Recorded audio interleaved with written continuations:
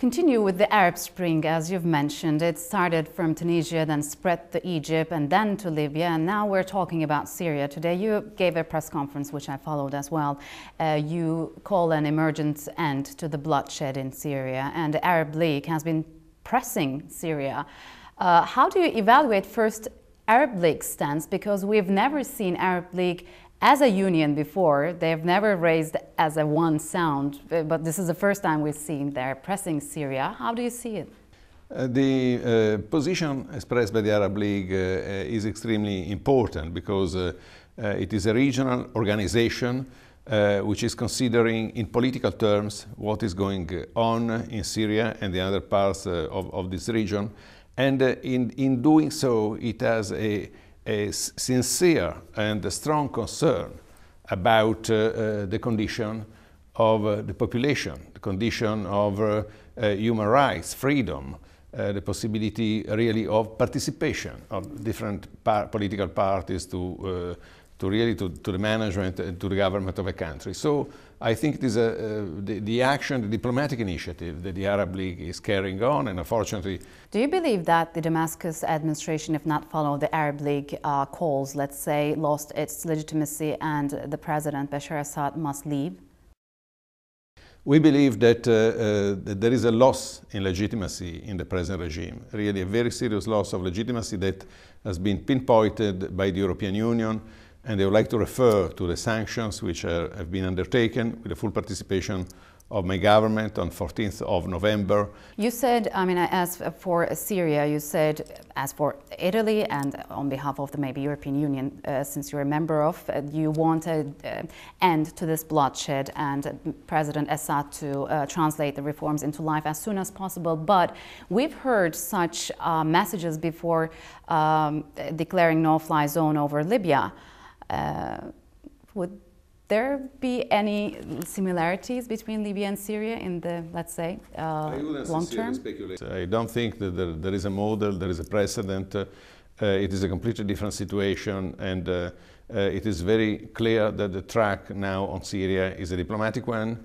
The sense of isolating, showing the regime, the international community acts with determination in a very clear direction. The direction was, as I say again, stated by the European Union homogeneously and by consensus on the 14th of November, and this is the track to take. We would like also to provide every possible support. You're talking about support to the Syrian population, but you're also talking about imposing more sanctions to Syria, which will directly, in the middle term, let's say, the Syrian people. How do you justify that? We are never very keen of imposing sanctions. This is a tradition of my country of being very sensitive to the possibility that the population are affected. And in fact, we try always, when we are involved in a sanctional decision, to target measures which are particularly important for the regime or for individuals and so on, and that has been really...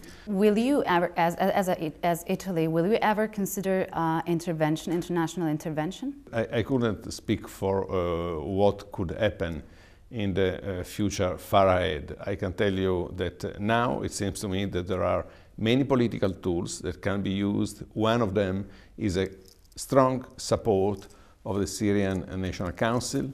We have had contacts with them. I intend to pursue that road of talking and establishing a good relationship. It is important that the Council becomes really inclusive of the whole forces, political forces. So if we get back to the Arab Spring, let's say, because you have very historic ties with Libya and you had very important economic ties with that country as well. After Gaddafi was thrown, how do you see Gaddafi's death, first of all? We believe that there is a loss in legitimacy in the present regime, really a very serious loss of legitimacy that has been pinpointed by the European Union, and they would like to refer to the sanctions which have been undertaken with the full participation of my government on 14th of November, and the designation of a number of individuals that we consider exposed and responsible for what is going on. From the Libyan cabinet you mentioned, of course, you're getting in touch with those, but even Gaddafi's body was not shared within the different tribes in Libya. We do not see a unified Libya at all. We just see a one administration, which is doubtfully maybe is representing whole of Libya. How do you see Libya's future? Was it better before and now it is getting worse, or is it going to get better? Are you hopeful about Libya's future? How do you see? We are quite convinced that Libya is following the right track, is developing in the right direction. There is a sense of inclusiveness also in the formation of this new government. That's for sure. For a foreign observer, there is the impression there are things that need to be adjusted, but this is up to the Libyans. Is their own policies, their own country. The European Union, how do you see the Union's current status given the economic crisis, given Greece and France and Germany's leadership role and Italy's current situation? What could you say about that?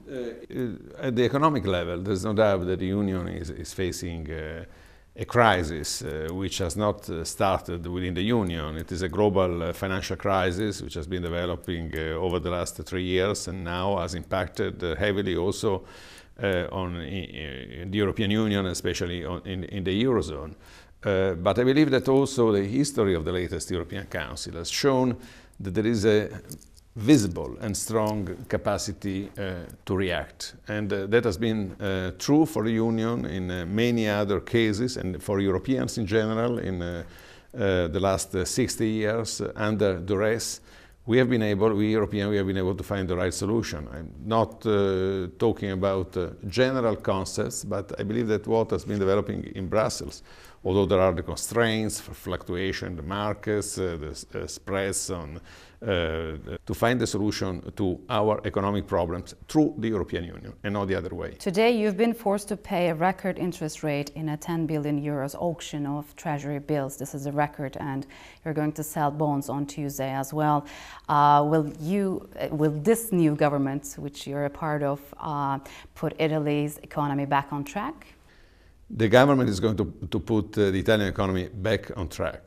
I would not be over-impressed by the fluctuation by the hour or by the day, given the fact that the treasury markets, the treasury bond markets, have shown a lot of surprises also for the other even strongest European countries. And as for the Turkey and Italy relations, you've been always supportive with Turkey's European Union bid.